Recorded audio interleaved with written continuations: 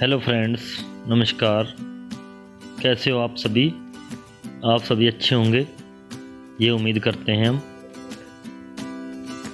Friends, आज हम पढ़ते हैं हमारा जो एसएसटी की बुक है हिस्ट्री की, उसमें अध्याय 2 है यूरोप में समाजवाद एवं रूसी क्रांति।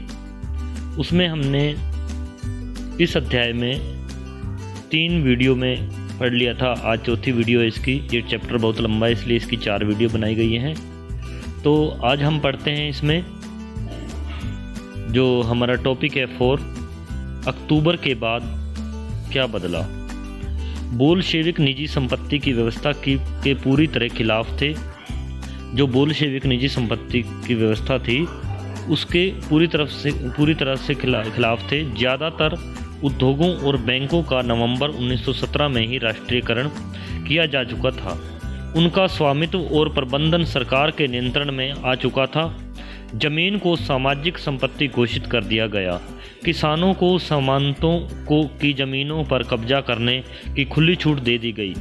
शहरों में बोल्शेविकों ने मकान मालिकों के लिए पर्याप्त हिस्सा छोड़कर उनके बड़े मकानों के छोटे छोटे हिस्से कर दिए, ताकि बेघर बार या ज़रूरतमंद लोगों को भी रहने की जगह दी जा सके।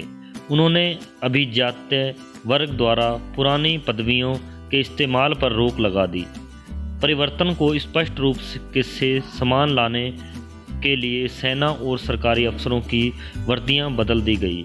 इसके लिए 1918 में एक परिधान प्रतियोगिता आयोजित की गई, जिसमें सोवियत टोपी बुदियोनोव का चुनाव किया गया। बोल्शेविक पार्टी का नाम बदलकर रूसी कम्युनिस्ट पार्टी बोल्शेविक रख दिया गया। बोल्शेविक जो पार्टी थी उसका नाम बदलकर उसका नाम क्या रख दिया गया? बोल्शेविक रख दिया गया। नवंबर 1917 में बोल्शेविकों ने संविधान सभा के लिए चुनाव कराए, लेकिन इन चुनावों में उन्हें बहुमत नहीं मिल पाया। जनवरी 1918 में असेंबली ने बोल्शेविकों के प्रस्तावों को खारिज कर दिया और लेनिन ने असेंबली बर्खास्त कर दी। उनका मत था कि अनिश्चित परिस्थितियों में चुनी गई असेंबली के मुकाबले आखिर रूसी सोवियत कांग्रेस कहीं ज़्यादा लोकतांत्रिक संस्था है। मार्च 1918 में अन्य राजनीतिक सहयोगियों की असहमति के बावजूद बोल्शेविकों ने ब्रेस्ट लिटोवस्क में जर्मनी से संधि कर ली। आने वाले सालों में बोल्शेविक पार्टी अखिल रूसी सोवियत कांग्रेस के लिए होने वाले चुनावों में हिस्सा लेने वाली एकमात्र पार्टी रह गई। अखिल रूसी सोवियत कांग्रेस को अब देश की संसद का दर्जा दे दिया गया था। रूस एक दलीय राजनीतिक व्यवस्था वाला देश बन गया। ट्रेड यूनियनों पर पार्टी का नियंत्रण रहता था। गुप्तचर पुलिस, जिसे पहले चेका और बाद में OGPU तथा NKVD का नाम दिया गया। ये एक पुलिस थी जिसका नाम क्या रख दिया गया? गुप्तचर पुलिस थी, जिसका नाम पहले चेका और बाद में उसी का नाम OGPU तथा NKVD का नाम दिया गया। बोल्शेविकों की आलोचना करने वालों को दंडित करती थी। बहुत सारे युवा लेखक और कलाकार भी पार्टी की तरफ आकर्षित हुए। क्यों हुए? क्योंकि वे समाजवाद और परिवर्तन के प्रति समर्पित थी। अक्टूबर 1917 के बाद ऐसे कलाकारों और लेखकों ने कला और वास्तुशिल्प के क्षेत्र में नए प्रयोग शुरू किए, लेकिन पार्टी द्वारा थोपी गई सेंसरशिप के कारण बहुत सारे लोगों का पार्टी से मोह भंग भी होने लगा था। किसके कारण? इसी के कारण, क्योंकि वो समाजवाद और परिवर्तन के खिलाफ थी, इसलिए उसके साथ मोह भंग होने लगा।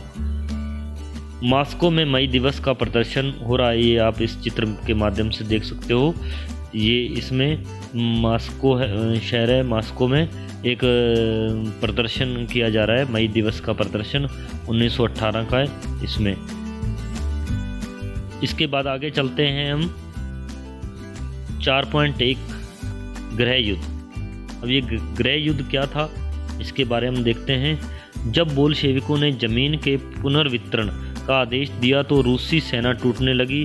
ज़्यादातर सिपाही किसान थे, वे भूमि पुनः वितरण के लिए घर लौटना चाहते थे, इसलिए सेना छोड़कर जाने लगे। गैर बोल्शेविक समाजवादियों, उदारवादियों और राजशाही के समर्थकों ने बोल्शेविक विद्रोह की निंदा की। उनके नेता दक्षिणी रूस में इकट्ठा होकर बोल्शेविकों रेड्स से लड़ने के लिए टुकड़ियां संगठित करने लगे। 1918 और 1919 में रूसी साम्राज्य के ज़्यादातर हिस्सों पर सामाजिक क्रांतिकारियों, ग्रीन्स और जार समर्थकों वाइट्स का ही नियंत्रण रहा। उन्हें फ्रांसीसी, अमेरिकी, ब्रिटिश और जापानी टुकड़ियों का भी समर्थन मिल रहा था। ये सभी शक्तियां रूस में समाजवाद को फलते फूलते नहीं देखना चाहती थी। इन टुकड़ियों और बोल्शेविकों के बीच चले गृह युद्ध के दौरान लूटमार और डकैती और भूखमरी जैसी समस्याएं बड़े पैमाने पर फैल रही थी। इसलिए फैल गई थी क्योंकि वहाँ पर जो टुकड़ियाँ थी उन्होंने बहुत सारा नुकसान पहुँचाया था, कई सारे घर बर्बाद कर दिए थे। इस कारण से वहाँ पर बिल्डिंगें थी, फसल थी, उनको उजाड़ दिया था। इस कारण से वहाँ पर भूखमरी फैलने लगी थी। वाइट्स में जो निजी संपत्ति के हिमायती थे, उन्होंने ज़मीन पर कब्जा करने वाले किसानों के खिलाफ काफ़ी सख्त रवैया अपनाया क्योंकि उनकी इन हरकतों के कारण तो गैर बोल्शेविकों के प्रति जन समर्थन और भी तेज़ी से घटने लगा। जनवरी 1920 तक भूतपूर्व रूसी साम्राज्य के ज़्यादातर हिस्सों पर बोल्शेविकों का नियंत्रण कायम हो चुका था। उन्हें गैर रूसी राष्ट्रवादियों और मुस्लिम जदीदियों की मदद से यह कामयाबी मिली थी। जहां रूसी उपनिवेशवादी ही बोल्शेविक विचारधारा के अनुयायी बन गए थे, वहां यह मदद काम नहीं आ सकी। मध्य एशिया स्थित खीवा में बोल्शेविक उपनिवेशकों ने समाजवाद की रक्षा के नाम पर स्थानीय राष्ट्रवादियों का बड़े पैमाने पर कत्लेआम किया। ऐसे हालात में बहुत सारे लोगों को यह समझ में नहीं आ रहा था कि बोल्शेविक सरकार क्या चाहती है। आंशिक रूप से इसी समस्या से निपटने के लिए ज़्यादातर गैर रूसी राष्ट्रीयताओं को सोवियत संघ USSR दिसंबर 1922 में रूसी साम्राज्य में से बोल्शेविकों द्वारा स्थापित किया गया राज्य के अंतर्गत राजनीतिक स्वायत्तता दे दी गई। लेकिन क्योंकि बोल्शेविकों ने स्थानीय सरकारों पर कई अलोकप्रिय और सख्त नीतियां जैसे कुमंतु की रोकथाम की कड़ी कोशिशें थोप दी थी, इसलिए विभिन्न राष्ट्रीयताओं का विश्वास जीतने के प्रयास आंशिक रूप से ही सफल हो पाए। अगला टॉपिक है, हम देखते हैं समाजवादी समाज एवं का निर्माण। समाजवादी समाज का जो निर्माण है वो किस प्रकार से हुआ था। गृह युद्ध के दौरान बोल्शेविकों ने उद्योगों और बैंकों के राष्ट्रीयकरण को जारी रखा। उन्होंने किसानों को उस जमीन पर खेती की छूट दे दी जिसका समाजीकरण किया जा चुका था। जब्त किए गए खेतों का इस्तेमाल बोल्शेविक ये दिखाने के लिए करते थे कि सामूहिकता क्या होती है। शासन के लिए केंद्रीकृत नियोजन की व्यवस्था लागू की गई थी। अफसर इस बात का हिसाब लगाते थे कि अर्थशास्त्र किस तरह काम कर सकती है। इस आधार पर वे 5 साल के लिए लक्ष्य तय कर देते थे। इसी आधार पर उन्होंने 5 वर्षीय योजनाएं बनानी शुरू की। पहली 2 योजनाओं 1927 से 1932 और 1933 से 1938 के दौरान औद्योगिक विकास को बढ़ावा देने के लिए सरकार ने सभी तरह की कीमतें स्थिर कर दी। केंद्रीकृत नियोजन से आर्थिक विकास को काफ़ी गति मिली। औद्योगिक उत्पादन बढ़ने लगा। 1929 से 1933 के बीच तेल, कोयले और स्टील के उत्पादन में 100% वृद्धि हुई। नए औद्योगिक शहर अस्तित्व में आए, मगर तेज निर्माण कार्यों के दबाव में कार्य स्थितियाँ खराब होने लगी। मैग्निटोगोर्स्क शहर में एक स्टील संयंत्र का निर्माण या कार्य 3 साल के भीतर पूरा कर लिया गया। इस दौरान मजदूरों को बड़ी सख्त जिंदगी गुजारनी पड़ी, जिसका नतीजा यह हुआ कि पहले ही साल में 550 बार काम रुका।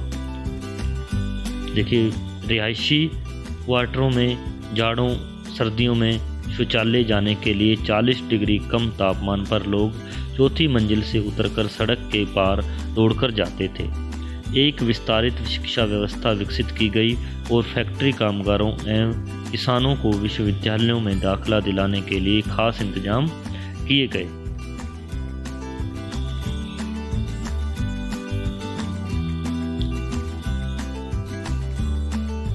आगे है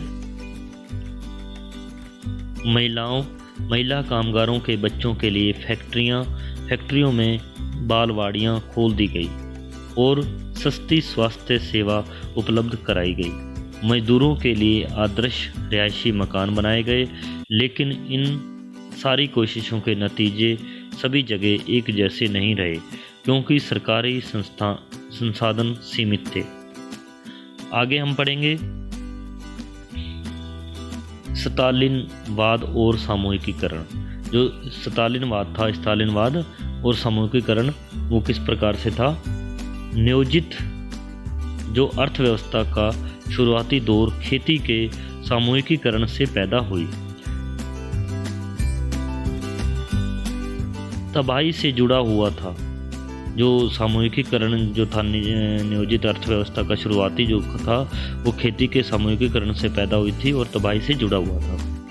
1927 से 1928 के आसपास रूस के शहरों में अनाज का भारी संकट पैदा हो गया था।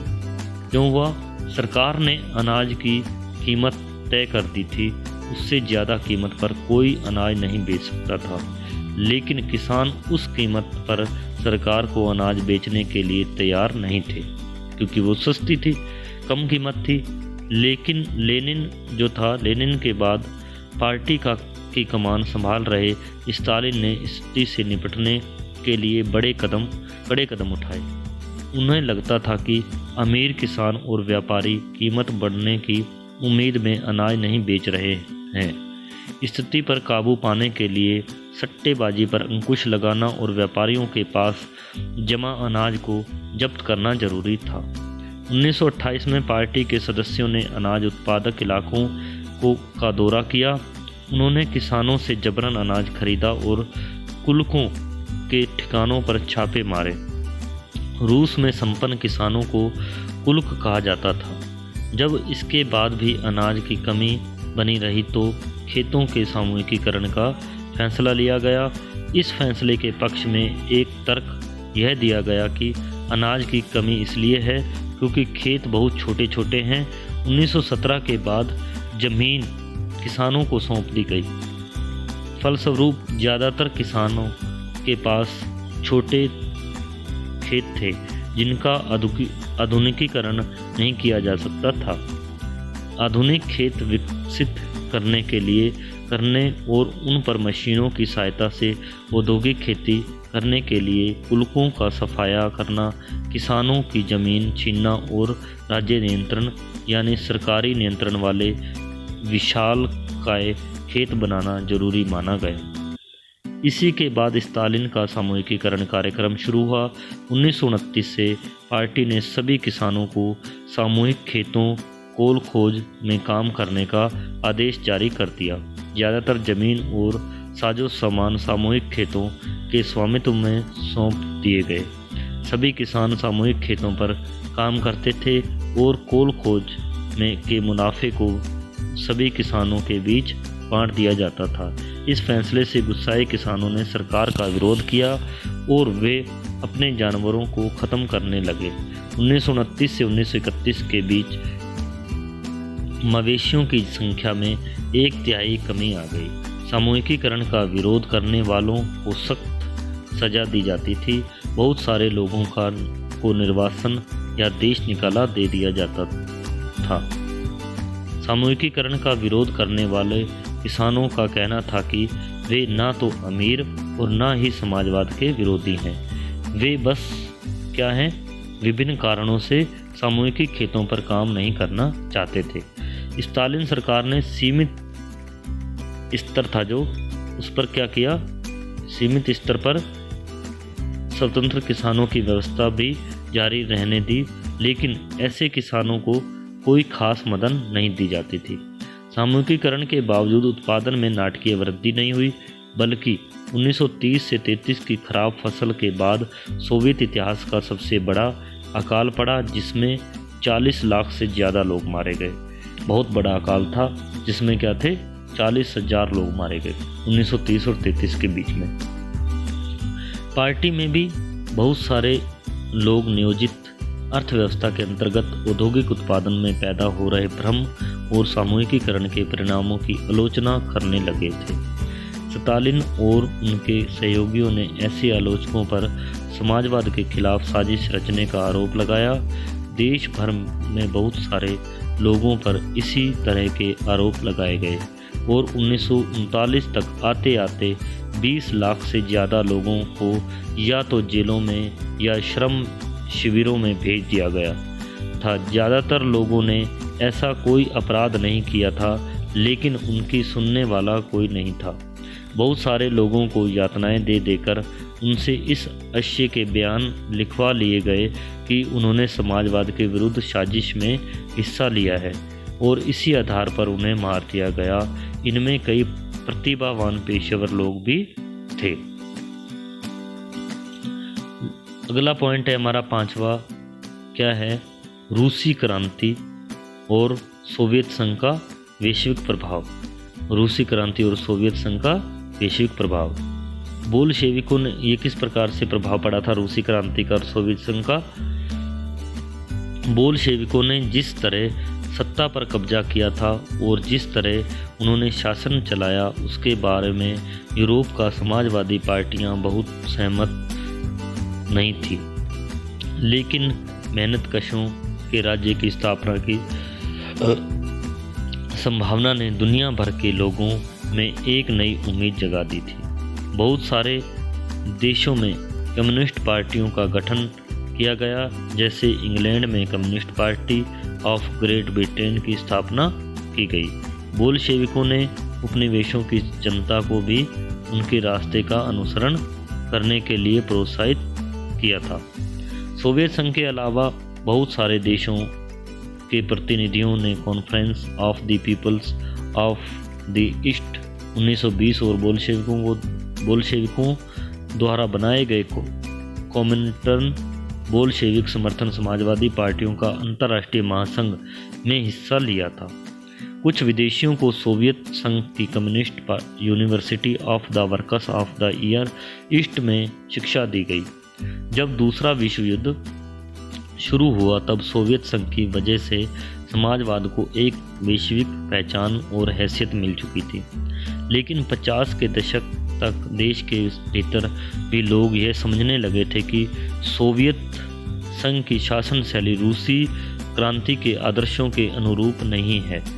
विश्व समाजवादी आंदोलन में भी इस बात को मान लिया गया था कि सोवियत संघ में सब कुछ ठीक ठाक नहीं चल रहा है।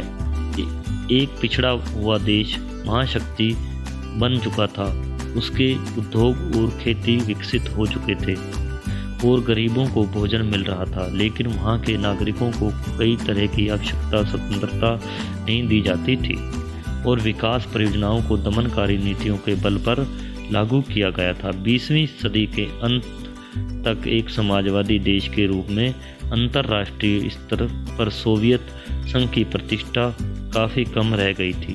हालांकि वहाँ के लोग अभी भी समाजवाद के आदर्शों का सम्मान करते थे, लेकिन सभी देशों में समाजवाद के बारे में विविध प्रकार के से व्यापक पुनर्विचार किया गया। प्यारे बच्चों, ये आपका चैप्टर समाप्त हो चुका है और सभी बच्चे इसकी क्वेश्चन आंसर करने का प्रयास करेंगे। धन्यवाद।